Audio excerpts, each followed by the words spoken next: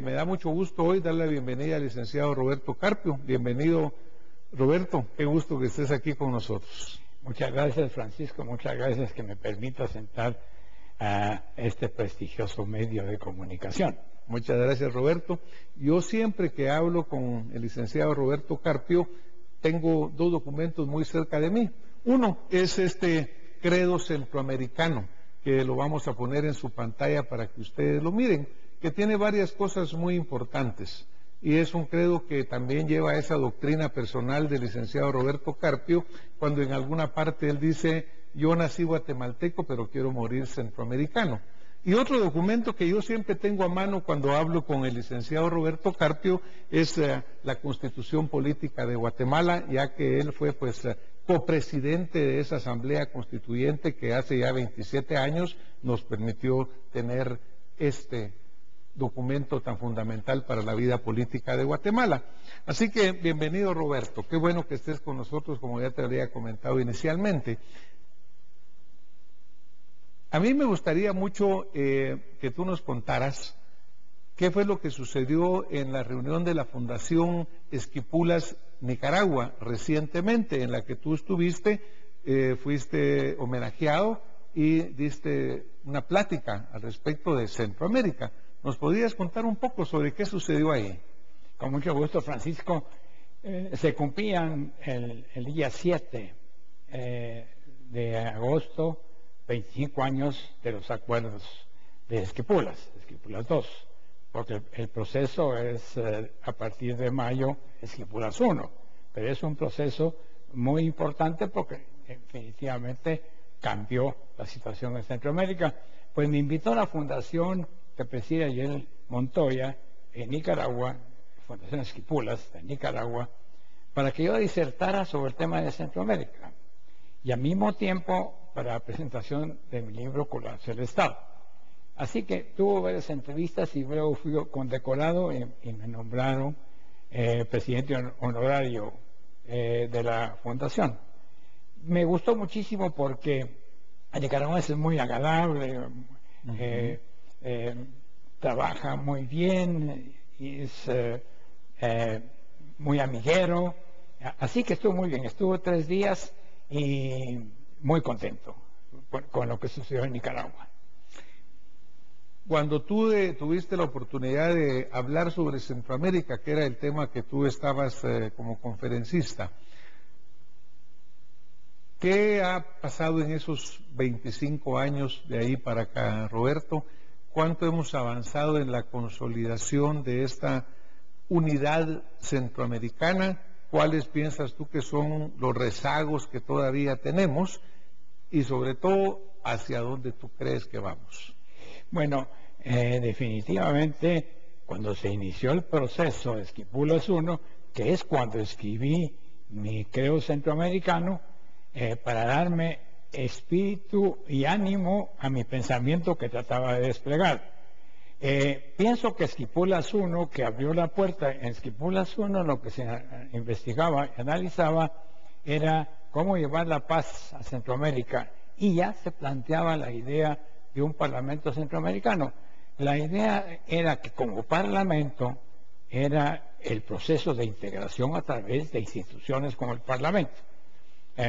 Después, la plena Guerra Fría, era sumamente difícil que los presidentes pudieran sentarse a hablar hasta Esquipulas II el año siguiente. En ese lapso de tiempo, los vicepresidentes, que yo en este caso coordinaba, y tenía el mandamiento de los presidentes para elaborar un tratado y formar una comisión preparatoria del Parlamento Centroamericano. Todo se cumplió antes del tiempo fijado, pero encontrar la paz en Esquipulas II se escribe un documento muy bueno, La paz firme y duradera, en donde yo me gustaría leerte algunos de los temas, porque... Por favor, Roberto, las cámaras son tuyas acá. Muchas gracias. Tiene, por ejemplo, cese de hostilidades, cese de ayuda a fuerzas irregulares, no usa del territorio para atacar otros estados, negociaciones en materia de seguridad, verificación, control y limitación de armamentos, refugiados y desplazados, cooperación democrática y libertad para la paz y desarrollo. Pero el punto muy importante, me detengo en el punto quinto, porque el punto quinto habla de elecciones, es muy extenso, habla de elecciones libres en toda Centroamérica y habla del año de 1988. En este caso trataba de llegar a Centroamérica al proceso democrático, dadas las situaciones que se presentaba en este caso en Nicaragua con el gobierno sandinista. Así que ese proceso da vida a lo que después fue el Parlamento Centroamericano, como un acceso a la integración centroamericana y como una de los sistemas democráticos en el cual la estructura de un parlamento refleja lo que son los parlamentos nacionales. Ese se completó después de firmar un tratado, pero como el tratado, sabes que Costa Rica, en ese momento el tratado más bien era decisiones por consenso, y como Costa Rica no aprobaba en su Congreso, el tratado estaba paralizado. Hubo que hacer un primer protocolo para liberar esa situación y que en alguna medida fuera decisiones de mayoría. Costa Rica en ese caso exigió que las prerrogativas que tenía el Parlamento Centroamericano del control de los organismos de integración y la nominación de sus principales funcionarios quedaba bloqueada, y así quedó hasta cuando se reformó el tratado y nace el SICA. ¿Cómo no? Ahora, por ejemplo, tú mencionas, si nos vamos a los años 85, 88, la paz firme y duradera, la fase democrática. Y me parece bien interesante, Roberto, porque dentro de nuestra audiencia en este momento, dentro de los países de Centroamérica, que ya 40 millones o un poco más de habitantes, una gran cantidad de los jóvenes nacieron, crecieron y han vivido en una época de paz. Sí. Pero obviamente todavía nos recordamos nosotros de las épocas de zozobra en la cual Centroamérica en alguna forma era un escenario geopolítico de conflictos, sobre todo en el polo norte de Centroamérica, ¿verdad? Pero ¿no crees tú que verdaderamente vale la pena enfatizar en ese cambio que ha habido de la inestabilidad antes de estas fases a lo que ahora tenemos? Ahora tenemos elecciones democráticas, hemos tenido continuidad de gobiernos, no hay guerra como nosotros nos tocó vivir. No cabe duda que ha cambiado mucho el escenario, especialmente después del gobierno que nosotros presidimos con el ministro Cerezo, comenzaron a cambiar rápida y aceleradamente. Claro, interviene mucho la tecnología de punta que está en todo el mundo, y cada vez es más rápida los procesos tecnológicos, pero naturalmente que Centroamérica comenzó a cambiar rápidamente. No se puede decirte si fue tan bien como se esperaba, pero definitivamente ha cambiado, porque hoy tenemos gobiernos democráticos, pero el problema fundamental, ¿sabes qué es? Que se respete la Constitución de la República en cada país, porque si no se respeta la Constitución de la República, que es un pacto social, entonces la democracia cojea.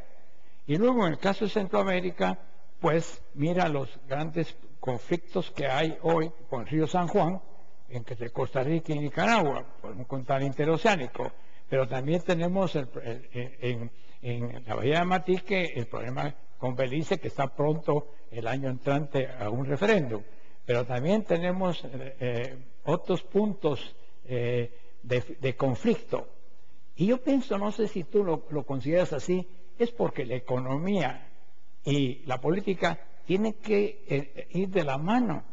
No puede haber diferencias marcadas entre decisiones de uno y de otro. Ese es un tema que debemos estudiar con mucha precisión. Definitivamente, Roberto, y aun cuando nosotros vemos ahora las relaciones comerciales, pues cuando vemos que los tratados de libre comercio, por ejemplo, con Norteamérica ahora se hacen aún integrando a República Dominicana, ya es un bloque regional. Recientemente la Unión Europea firma un acuerdo de asociación y lo que pide que se haga es con la región centroamericana. Es decir, ya no nos están viendo, ni a ellos les conviene ni política ni económicamente tratar con pequeños países, ni a nosotros tampoco. Entonces yo creo que verdaderamente allí vino a ser una convergencia esa visión que se tuvo con la realidad económica y política que tú hablas en este momento, Roberto. Sin embargo, por ejemplo, uno de los grandes, diría yo, problemas que enfrenta las decisiones del Parlamento Centroamericano, que tú fuiste el primer presidente, ¿me recuerdo? Así es, Así es, Francisco. ¿verdad? Yo presidí por unanimidad el Paracén en su primer año. Claro, tú sabes que el Parlamento ha tenido muchos señalamientos, ha tenido críticas, ha tenido dudas sobre su verdadera valor o no. Yo creo verdaderamente que es un organismo que tiene una función. El hecho de no ser vinculante sus decisiones, ¿ha sido un rezago? ¿Debería de modificarse o debería persistir únicamente en una forma deliberativa sin que sea vinculante sus decisiones? Bueno, esa es una excelente apreciación como en tu pregunta. Definitivamente, ¿por qué llamarle Parlamento si no voy a cumplir el papel que le corresponde dentro de una estructura mayor que es un Estado?